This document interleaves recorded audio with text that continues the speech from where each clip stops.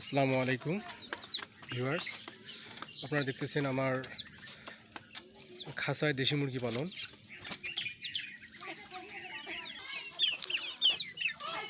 এভাবে খাঁচায় মুরগি পালন করলে তেমন রোগবালাই হয় না বললেই চলে। এবং আমার প্রত্যেকটা মুরগির অবস্থা দেখেন, একদম মাশাআল্লাহ ফ্রেশ।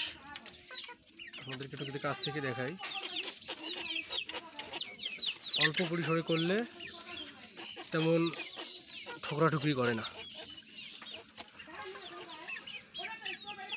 এবং সবগুলো দেখেন একদম ফ্রেশ।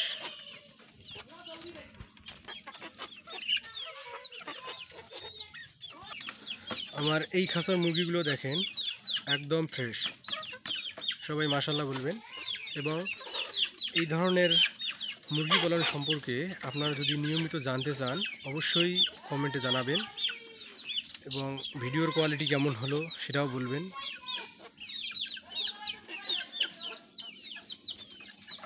মুরগিগুলো দেখেন মাশাআল্লাহ একদম ফ্রেশ, কেউ কারোর সাথে ঠোকরাঠুকরি করে না। এগুলো না করার অনেক কারণও আছে, আমি ধারাবাহিকভাবে আপনাদের সঙ্গে সামনে তুলে ধরব।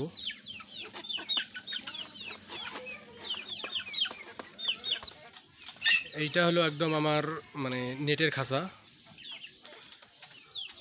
খুবই অল্প টাকায় আমি এটা বানিয়েছি এবং এটা বানানো খুব সহজ। আর উপরের ছাদ হিসেবে টিন দেই। এভাবেই আর কি যদি আপনারা মুরগি পালন করেন তাহলে মুরগির বাচ্চা মরে না। বেজি, সিল, কাক,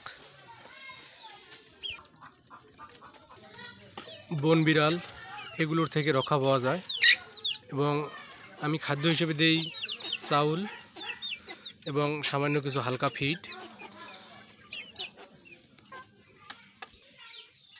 এই দিকেও আমার আরেকটা খাঁচা আছে, এই যে দেখতেছেন, এটা আমার এক সময় খাঁচায় ছিল, এখন তাকে বাহিরে রেখে দিয়েছি।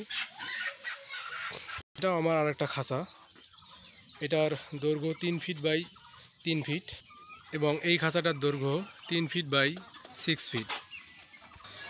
এভাবে খুব সহজেই দেশি মুরগি পালন করা যায়, অতিরিক্ত ইনভেস্ট না করে। এইভাবে অল্প অল্প করে আপনারা যদি লালন পালন করেন ইনশাআল্লাহ সফল হবেন। তাই আমি মনে করি প্রথম অবস্থায় সবাইকে এইভাবে পালন করা উচিত। আমার কথায় ভুলভ্রান্তি হতে পারে, নতুন ইউটিউবার তো, তাই আপনারা ক্ষমা সুন্দর দৃষ্টিতে দেখবেন। তাই আমার চ্যানেলের সাথে সবসময় পাশেই থাকবেন। আল্লাহ হাফেজ।